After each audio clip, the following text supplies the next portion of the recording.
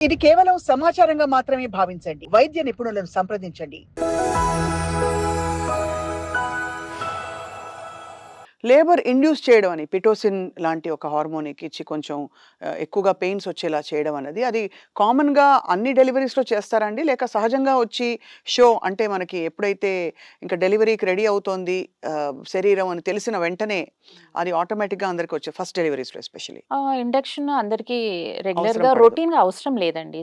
యాక్చువల్‌గా అయితే మనకు ప్రెగ్నెన్సీ పీరియడ్ అనేది 40 వీక్స్ 40 వారాల ప్రెగ్నెన్సీ.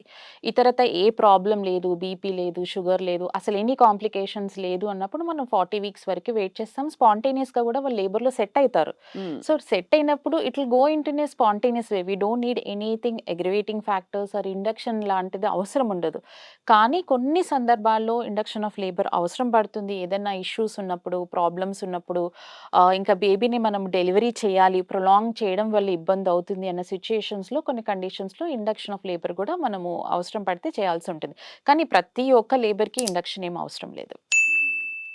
అయితే చిన్న పెల్విక్ స్ట్రక్చర్ ఉండే వ్యక్తులు ఎవరైతే ఉంటారో చాలా మందికి చాలా సన్నగా, చాలా స్మాల్ మేడ్ పీపుల్ ఉంటారు. వాళ్ళకి వాజినల్ డెలివరీ, నార్మల్ డెలివరీ కష్టతరం అన్నది కరెక్టా? యెస్. మనకి ఆడవాళ్ళంటే డిఫరెంట్ టైప్స్ ఆఫ్ పెల్విస్‌లుంటాయి. గైనకాయిడ్ పెల్విస్ అంటే మంచి స్పేషియస్ పెల్విస్. పెల్విస్‌లో ఏంటంటే బేబీస్ ఈజీగా డెలివరీ అయ్యే ఛాన్సెస్ ఉంటాయి.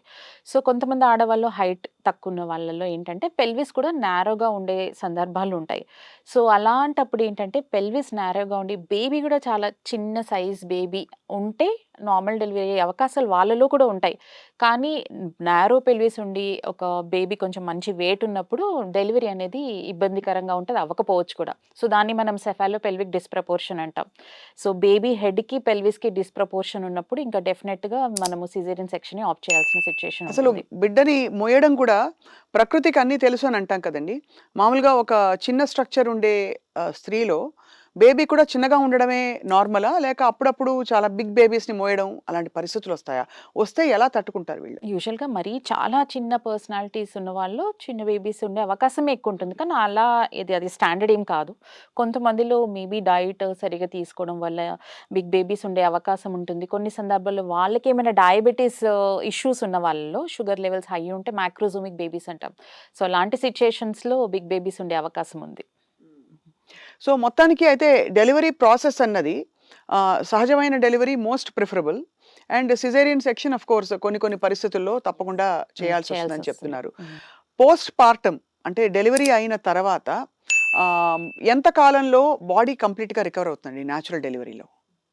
నేచురల్ డెలివరీ అయినా కానివ్వండి, అంటే వెజైనల్ డెలివరీ కానివ్వండి, సిజేరియన్ అయినా కానివ్వండి 6 వీక్స్ టైం పడుతుంది. అంటే 6 మనకేంటి వీక్స్ వరకు బెడ్ రెస్ట్‌లో ఉండాలని బెడ్ రెస్ట్ అని నేను చెప్పట్లేదు. ఏంటంటే మనకు బాడీ ఇప్పుడు 9 మంత్స్ బేబీని మనం మోయడానికి ఎంతో ఫిజియోలాజికల్ చేంజెస్ మొత్తం బాడీలో చేంజెస్ వస్తాయి విమెన్‌కి.